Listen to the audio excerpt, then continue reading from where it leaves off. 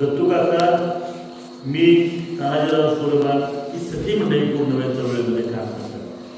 चळवळीशिवाय प्रश्न सुटू शकत नाही. पाणी संघर्ष समितीच्या माध्यमातून या सगळ्या मंडळींनी तालुक्यामध्ये तुमचा झोपलेला विषय उभा केला. भले पाणी कुणी येऊ द्या, पण खालना टोचण्या लावायचं काम या सगळ्या मंडळींनी केलं. मी कदाचित या गावामध्ये येत नव्हतो, माझ्याकडे जबाबदारी या मंडळींनी वेगळी दिली होती. माझ्याकडे तळाळीचा प्रश्न दिला होता. माहिती भागामध्ये तळाळीचं पाणी येतं, त्या प्रश्नाची जबाबदारी माझ्याकडे होती. त्या सगळ्या मंडळींनी एकवीस गावात प्रश्न उभा केला. तोही प्रश्न अंतिम टप्प्यात आणला. घोषणा लावून राज्यकर्ते जागा केलं. कुठे पत्र देऊ द्या, पण पत्र देण्याची भाषा वापरायला लागली ही फार मोठी गोष्ट आहे. आणि 100% सांगतो, जिल्हा परिषद पंचायत समिती तोंडावर आहे. जे मत मागायचे त्यांना सांगा आमच्या पाण्याचं काय तेवढे सांग. काय फरक पडत नाही तुमच्या गावाला मत नाही दिलं म्हणून, पण त्यांना जागं करा. तुम्ही जागं झालाय, तुम्ही प्रश्न विचारायला लागलाय. जेव्हा हे त्यांना कळेल तेव्हा ते प्रश्न उपस्थित झालेले सोडवायसाठी धडपडतील. अन्यथा तुमच्याकडे बघायला कुणालाही वेळ नाही. सध्या राजकारणामध्ये काय चाललंय तुम्हालाही माहिती आहे. जर तुम्हाला ते बरं वाटत असेल तर माझी विनंती आहे तुम्हाला ते चाललेलं लटला वाचा. मला ओढू सोसायटीनं कर्ज नाकारलं म्हणून मी 3 वर्ष सहकार संघ बांधून उंबाडी सोसायटी आणली आणि उंबाडी सोसायटीचं आज महाराष्ट्रामध्ये, राज्यामध्ये, तालुक्यामध्ये, जिल्ह्यात चांगलं नाव आहे. माझ्या गावामध्ये एसटी येत नव्हती, म्हणून शहराच्या बाजारच्या एसटी आणून एसटीची व्यवस्था मी केली. माझ्या गावामध्ये अनेक समस्या होत्या, पाण्याच्या समस्या होत्या, विजेच्या समस्या होत्या, तालुक्यामध्ये अनेक समस्या होत्या. अशा अनेक समस्या सोडवत आज ही तालुक्यावर चळवळ उभी राहिली. चळवळ एवढी मोठी झाली की राज्यकर्त्यांना याची धमकी भरली आणि राज्यकर्ते पण चळवळीला नावं ठेवू लागले. कितीही नावं ठेवू लागली, ही चळवळ थांबणार नाही. राजू शेट्टींच्या कोल्हापूर जिल्ह्याप्रमाणे ही चळवळ मोठी होत चालली. म्हणूनच राजू शेट्टींनी या जिल्ह्यावर, तालुक्यावर विशेष लक्ष दिलंय. राजू शेट्टींनी परवा येऊन सांगितलं, ज्या ऊस उत्पादकाला 300 रुपये 180 कोटी रुपये खटा तालुक्यामध्ये जागा आहे. 180 कोटी रुपये या तालुक्याच्या विद्यमान आमदारांनी आज दिले नसतील. एवढ्या आधी 5-100 कार्यकर्त्यांनी लढून सगळ्या तालुक्यातनं जिल्ह्यातनं ऊस दोषात केला जातोय. एवढे पैसे जादा मिळाले. भावाला एवढंच आहे, लढल्याशिवाय तुम्हाला काही मिळणार. आई सुद्धा लढल्याशिवाय दूध पाजत नाही पोराला. तर कुठल्या आयला वाटलं वरतीला तरी 5 रडल्यावर 5 केलं. हे राज्यकर्ते तुम्हाला रडल्याशिवाय देणार नाही. पण तुमच्या रडण्याची दखल घेण्यासाठी तुम्ही एक संघ असला पाहिजे. आणि म्हणून आमच्या बरोबर तुम्ही एक संघ केलेला कुठलीही समस्या असू द्या सोडवल्याशिवाय राहणार नाही. उद्या सकाळी 10:30 वाजता आपण आमच्या पाण्यासाठी लढणारच आहोत. परंतु आमच्या पाणी जर आपण पडायला लागलं तर कदाचित त्या पाण्याचाही तुम्हाला उच्च पाण्याचा परवाना घेऊन शेती पिकवता येईल. कारण भविष्यामध्ये ऊसाच्या शेतीशिवाय शाश्वत पैसे नाही. तरकारीचे आजचे दर आहेत 160 रुपयाने गेल्या महिन्यामध्ये वाटाणा एक रोज मार्केटला, आज 25 रुपयाने वाटाणा दिला आहे. रोजगाराचा भागना अशी परिस्थिती. नवीन प्रगती डाळिंब उपयोगी डाळिंबामध्ये यश आलं. भावानं शेतीमध्ये फक्त पिकवणं आणि विकणं याच्यापेक्षा सुद्धा नवीन तंत्रज्ञानाचा अभ्यास करून ते प्रयोग करणं ते राजू शेट्टींनी केले. कोल्हापूर जिल्ह्यामध्ये ऊसाची आंदोलन खूप मोठी केली. 335 रुपयापर्यंत दर गेला. आणि कोल्हापूर जिल्ह्यामधला अनुभव घेऊन सातारा जिल्ह्यामध्ये आंदोलन उभं केलं. जर्डेश्वर तुमचा ऊस गेला. साधारण 100 एकर ऊस जर गावामध्ये असेल आणि 100 एकरातला इकडे तिकडे मागे पुढे जरी गृहीत धरला तरी 40 टनांना आवाज आपण धरलं तरी साधारण 5 ते 6 हजार मेट्रिक टन ऊस या गावातून गेला असेल. तर आम्ही यायच्या आधी तुमच्या गावामध्ये 18 ते 20 लाख रुपये तुम्ही आमच्या बरोबर कुणीही आंदोलनात असताना 18 लाख रुपये ऑलरेडी आम्ही मला पोहोचवले तेव्हा आम्ही आलो. म्हणजे लढल्याशिवाय काही प्रश्न तुम्हाला वाटतं ही 7 जण करतात. तुमचा गैरसमज असेल. 55 गावातील जवळपास 700 ते 800 कार्यकर्ते दिलेधारी आपापली शेती करत आपापला व्यवसाय करत ही सगळी मंडळी वेळ देतात. या मंडळीला थोडं वेळ आहे. गोकुळच्या बाहेर प्रकारचं मंडळ कार्यालय आहे. शेती चांगली उत्तम आहे. सचिनराव जाधव आर्मीत तरी शेती उत्तम करतायत. दुपारी मगाशी तोड आहे. मी चांगली शेती करतोय. तानाजीराव उत्तम शेती करतायत. सूर्यकांत जवळपास शेती चांगली करतोय. तुपे साहेब 2000 मेट्रिक टन होत आहे. म्हणजे आमच्या बरोबर सगळी काम करणारी चांगले शेतकरी आहेत. कोण घोड्याचा शेतकरी आहे, कोण खाद्याचा शेतकरी आहे, कोण स्थापना करण्यात आली, शाखा स्थापन झाली. त्या शाखेतल्या सगळ्या पदाधिकाऱ्यांचं राज्याचा प्रवक्ता आहे नात्याने मी तुमचं स्वागत करतो. तुम्ही माझ्या लावून काम करण्यासाठी आजपासून सोबत आला त्याबद्दल तुमच्या सगळ्यांचं स्वागत करतो. दिनेशरावने पुढाकार घेतला, हिजाबाने पुढाकार घेतला आणि सगळ्या मंडळींनी पुढाकार घेतला त्याबद्दलही तुमचे आभार मानतो. भावानो, राजशेट्टी नावाचा एक कार्यकर्ता कोल्हापूरमध्ये 2002 साली माझ्या ऑफिसच्या बाहेर बसला. तेव्हा मी ETV मराठीला पत्रकार होतो. राजशेट्टी रोज विविध प्रश्नावर आवाज उठवायचे आणि माझ्या ऑफिसच्या बाहेर बसायचे आणि मला त्यावेळेला म्हणायचे, या देशाच्या व्यवस्थेला मी धडा शिकवणार आहे, या देशातल्या शेतकऱ्यांचं नुकसान करणाऱ्या पंतप्रधानांना धडा शिकवलाय. तेव्हा मी हसायचो. राजशेट्टी होतं 24 वर्ष आणि माझं वय होतं 22 वर्ष. राजशेट्टींचं वय 30 वर्ष होतं आणि माझं वय 22 वर्ष.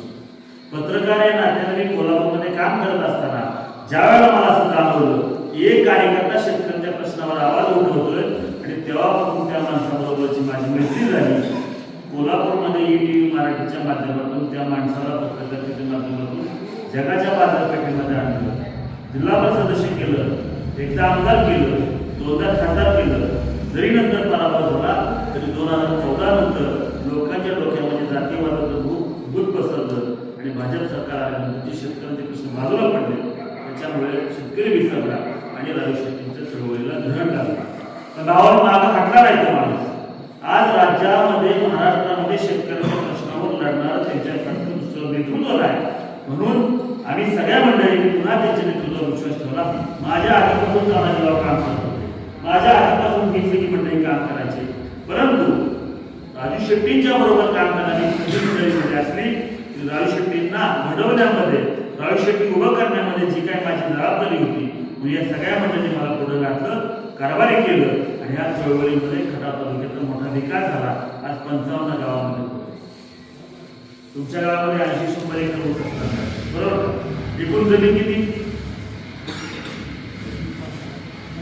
आज साधी गोष्ट डोक्यात घ्या, 500-600 एकर जमीन असते. त्यातल्या काही शेतकऱ्यांनी तुम्ही कॅनॉलचं पाणी आणून गावाला विकास करा. कॅनॉलचं पाणी आल्यानंतर प्रगती झाली का अधोगती झाली? खात्रीचं शाश्वत पीक तुम्ही पिकवलं असेल, इतर पिकं पिकवली असतील, मग मला सांगा 10 शेतकऱ्यांनी एकत्र येऊन विचार केला असता कदाचित तुमचीही प्रगती झाली असती. कुठल्या राज्यकर्त्यांनी तुम्हाला एकत्र येऊन दिलं नाही. राजू शेट्टींनी कोल्हापूरमध्ये हेरले गावामध्ये 50-50 शेतकऱ्यांचं एकत्रित गट केलं. ते गट केल्यानंतर नदीवरनं पाणी उचलून आणलं, सामूहिक पाईपलाईन करून शेतकऱ्यांची शेती भिजवली, संस्था स्थापन केली, विजेमध्ये सवलत द्यायला लावली आणि पिकवलेल्या ऊसाच्या शेतीमधनं त्या शेतकऱ्यांची प्रगती केली. आज ती शेतकऱ्यांची पोरं परदेशामध्ये शिकतात. म्हणून राजू शेट्टी ज्यावेळेला परदेशामध्ये विमानातून जायचा विचार करतात तेव्हा ती पोरं विमानाची तिकीट गिफ्ट घेतात, त्यांचा खर्च उचलतात. ही शेतकऱ्यांची प्रगती. राजू शेट्टी जर लढले नसते त्यावेळेला तर तुमच्या आमच्यासारखी शेतकऱ्यांची पोरं ती शिकली नसती. ही शेतकऱ्यांना जाणीव आहे. कोल्हापूरमध्ये 15 वर्ष 10 वर्ष मी त्यांच्यासोबत काम करत होतो. म्हणून मला माहिती आहे या शेतकऱ्यांच्या प्रश्नावर दुसरा कुठलाही राजकीय पक्ष काम करू शकत नाही, त्यांना न्याय देऊ शकत नाही. हे मी पाहिलंय. राजू शेट्टीच्या सोबत काही काम केले सदाभाऊ खोतांनी मंत्रालयात पीए होतो. ते तानाजीराव आणि संजय भक्तांनी मला पीए म्हणून 5 वर्ष मंत्रालयात पाठवलं होतं.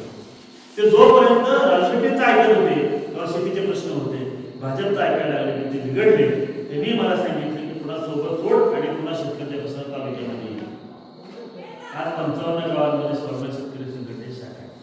शेतकऱ्यांचे प्रश्न तेच आहे. डीपी नाही, शेतमालाचे पैसे अडकले, ऊसाचं बिल अडकलं, रेशनिंग कार्डाची फार किरकोळ समस्या अलीकडे उद्भवल्या. अशा 3-4 समस्येशिवाय शेतकऱ्यांच्या समस्या नाही. पण भावांनो असा का विचार करत नाही? कोल्हापूरमध्ये राजू शेट्टींसारख्या माणसांना पुढाकार घेऊन 5-50 शेतकऱ्यांना एकत्र करून, संस्था करून, शासनाचं अनुदान घेऊन, सरकारी व्यवस्था उभी करून गावामध्ये तिथल्या हेरले गावामध्ये पाणी आणलं, नदीतनं पाईपलाईन आणली. तुमच्यापासून त्याला किती लांब? 2-4 किलोमीटर. त्या वाकडावाडीची समस्या अशी आहे, फिडर वेगळा असल्यामुळं तिकडची लाईट चालवली, इकडची लाईट बंद करतात.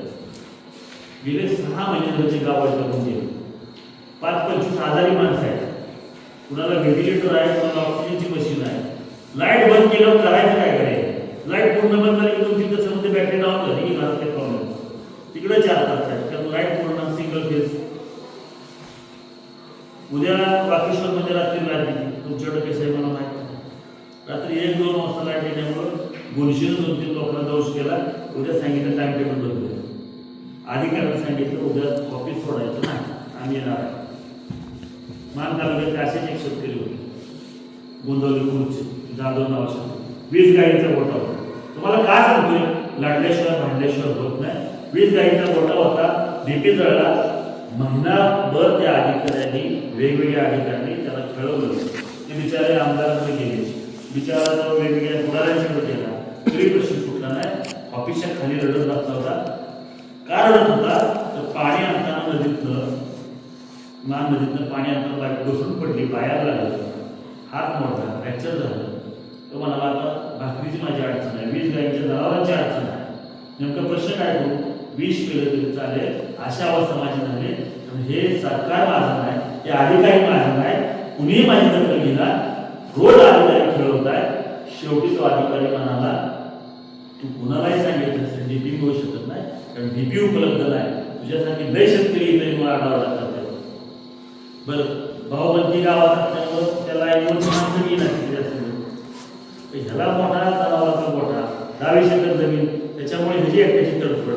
शेवटी एका तिथल्या नेत्याला विनंती केली त्यानं आबाई जगतापांना त्यांनी 4 लाख रुपये दिले आणि ते डीपी बसतो. ते 4 लाख रुपये घेऊन आल्यानंतर त्या अधिकारी असं नसते म्हणजे घरची एवढी डीपी 4 लाख रुपये घेऊन गेलेली डीपी बसायला अजून 15 दिवस लागतील डीपी मिळणार.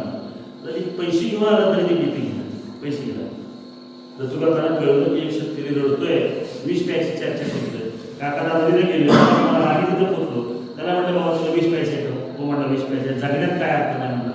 ठीक आहे तर तुला काही आमच्या जिल्ह्याच्या आदेशाला फोन लावला. सरकारी कार्यालयामध्ये तातडीनं म्हणले चांगला 20 केलेल्या माणसाची व्यवस्था करतो. अधिकारी सांगतो 20 केलेला अधिकारी तिथे येणार. तर अधिकारी म्हणतो आम्ही मंजूर करतो तुम्ही लगेच 20 पैसे तयारी केली त्याशिवाय तुला प्रशासन होणार नाही. म्हणता अधिकारी हाणायला तयार चल म्हणलं आत्ताच चला आमच्याबरोबर. म्हणली पहिली सुरुवात आम्ही करणार दुसरा धोका तो टाकायचा. 2 तत्वकारी कानफाटल्या अधिकाऱ्यांना मी मागणे धोका टाकला. तिसरा अधिकारी त्या माणसानं टाकला. 10 मिनिटांमध्ये अधिकाऱ्याची पळापळ सुरू झाली. 8व्या मिनिटामध्ये त्याचा बॉस आला आणि आमच्यावर केस मागायची तयारी केली. आम्ही पोलिसांना सांगितलं आमची केस घ्यायच्या अंगावर तयारी आम्ही कुणाच्या बापाला घेत नाही. सोडायला केस असतो आणि तुमची अडचण काय.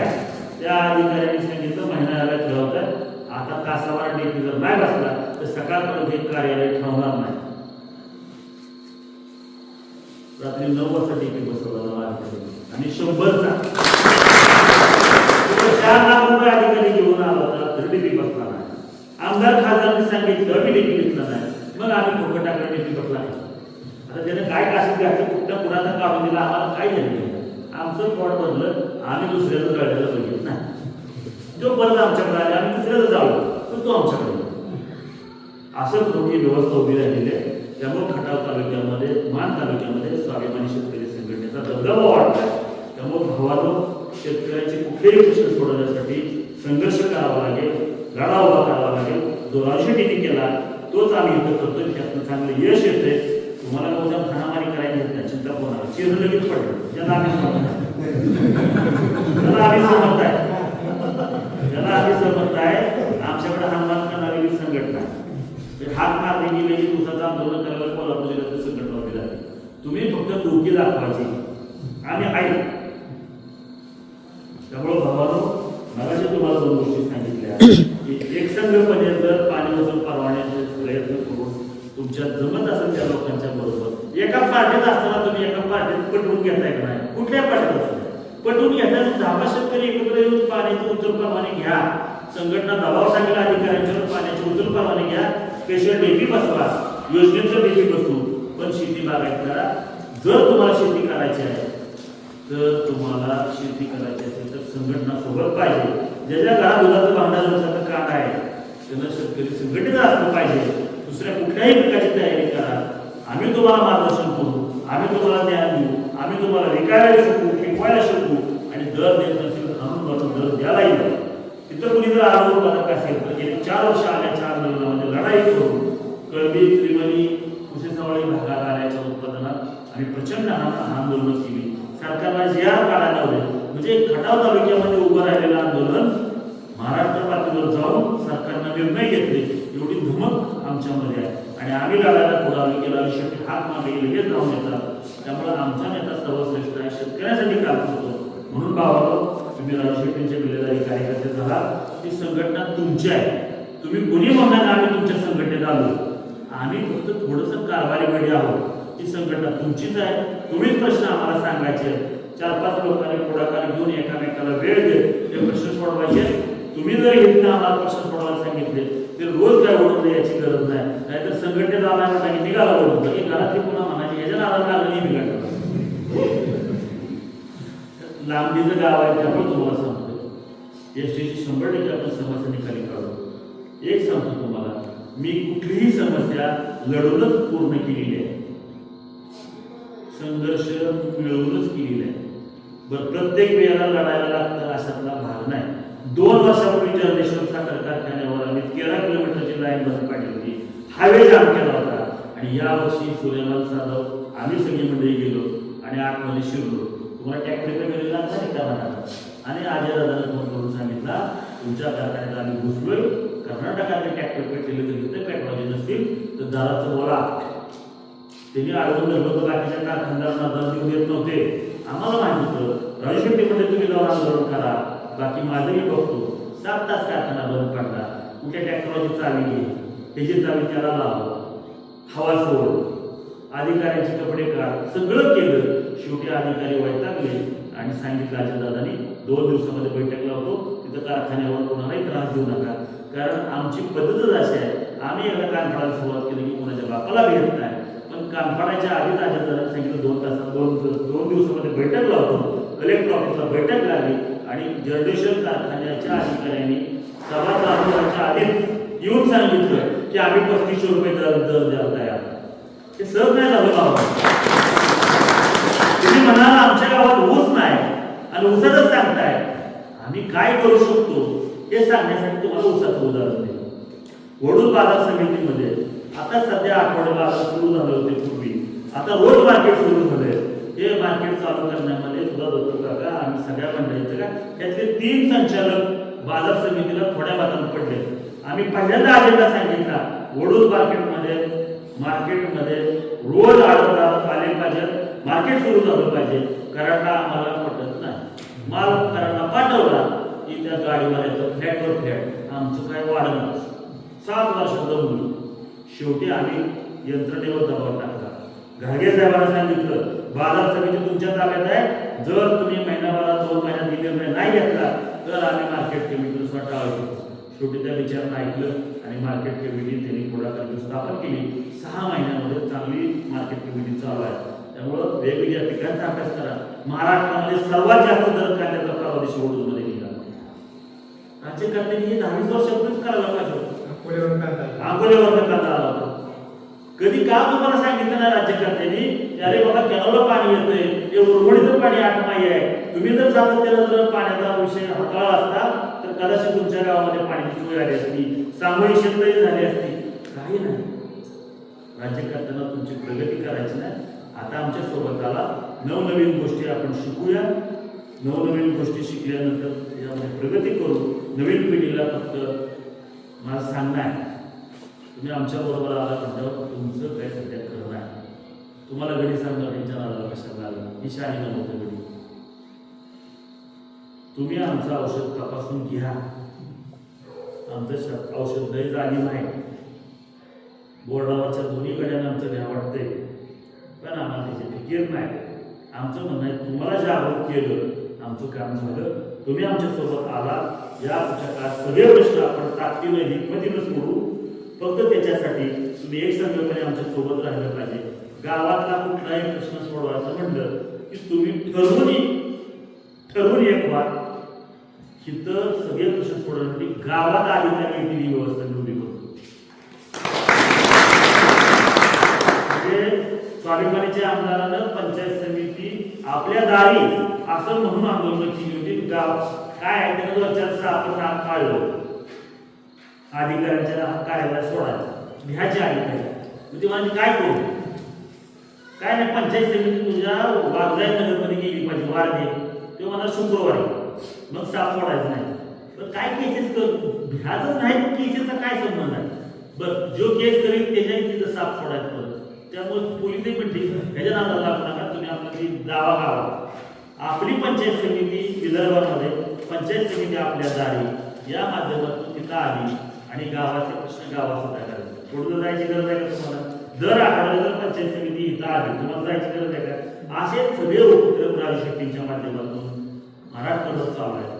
तुम्ही आमच्या सोबत आला, नवीन नवीन आयडिया आपण करू, चांगली प्रगती करू, शेती चांगली करू, संघटितपणे हातात घालून नवीन नवीन आयडिया करू. तुम्ही सगळे एक संघपणे नवीन प्रयोग करा. ते नवीन सगळे प्रयोग झाल्यानंतर त्याची प्रगती होईल आणि निश्चित ते करण्यासाठी आपण एकत्र आलो. त्याबद्दल धन्यवाद. फक्त तुम्हाला मागत राहायची शपथ आहे की इशी तोडू नका. की तुमचंही मारण आणि आमचंही मारण. मला ज्या माणसानं उद्घाटन केलं तुमच्या गावात त्यानं बोर्डाचं राखण करायचं. आज आम्ही आमच्या चिठ्ठीचा बिल्ला तुमच्या चिठ्ठीला लावणार आहे आणि त्याच्यानंतर उद्या फॉर्म म्हणून बाकीच्या लोकांना बिल्ले मिळणार आहे. तक्रार द्यावी लागते, अर्ज करावे लागतात. बिल्ल्याचं महत्त्व सांभाळा. ज्याला कुणाला येडावाकडा नाद असेल त्यांना मात्र तिथं जाऊन तिथं नाद पुरा करावा. नाहीतर पुन्हा बिल्ला वापरून तिथं जाऊन तिथं दमदाटी तेवढी करू नये एवढी माफक अपेक्षा मी व्यक्त करतो. आणि या बिल्ल्याचं पावित्र्य जपा. चांगल्या गोष्टींसाठी ह्या बिल्ल्याचा वापर करा. गणेश पवार आहे आमच्या गावातले शेतकरी. काय जणांना आम्ही दिलं नाही त्याचं वाटलं की त्याचं महत्त्व कळलं. म्हणजे वसनं बिल्ल घेऊन जाते ज्वारी काय माझ्याकडे जाताना ते वसनं बिल्ल घेऊन जाणार. आज सुद्धा बिल्ला दे. माझ्याकडे जाणार ज्वारी कशी? माळे म्हणणार 3200 रुपये. बिल्ला बाहेर काढणार, बिल्ला लावणार. ज्वारी कशी? 3400 रुपये. पैसे कधी? बिल्ला आला असणार, महिना लागतील. बिल्ला लावणार. ज्वारी कशी? 3400 रुपये. पैसे कधी? तुम्हाला तेवढं आजच्या दिवसात देतो, बाकी तुम्हाला सांगणार. ही जर ताकद बिल्ल्याची असेल तर मला वाटतं तुम्ही बिल्ले झाले ते पावित्र्य जपा. 100% तुमची प्रगती करण्यासाठी आमच्या बरोबर आला त्याबद्दल स्वागत आहे पुन्हा. आणि या पुढच्या काळात अशी देखील ठेवा. तुम्ही हक्कानं आम्हाला प्रश्न सांगा. सगळ्या प्रश्नांची सोडवणूक आपण करू. एवढंच मी बोलतो आणि थांबतो. धन्यवाद. सोडून 4 महिन्याचं आवर्तन कंटिन्यू करू शकतात तर त्याच्यासाठी आवश्यक आहे. दत्तू काकाच्या नेतृत्वाखाली मी कोमडवाडीच्या घाटामध्ये आंदोलन करायचं.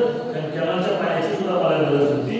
आज कॅनलच्या पाण्यापासून जी काही प्रगती झाली, जी काही व्यवस्था उभी राहिली ती या कॅनलच्या पाण्यामुळे झाली. तरी पण रोज आंदोलन करावे लागतात. शासनाचे अधिकारी पैसे खातात, पाणी वेळेवर सोडत नाही, मनसब करावा लागतो. वर साताच्या कार्यालयामध्ये डिप्युटीमध्ये जाऊन गोंधळ करावा लागतो. तेव्हा कुठे हे पाण्याचं रोटेशन यायला. कदाचित तुम्ही हा विचार केला असता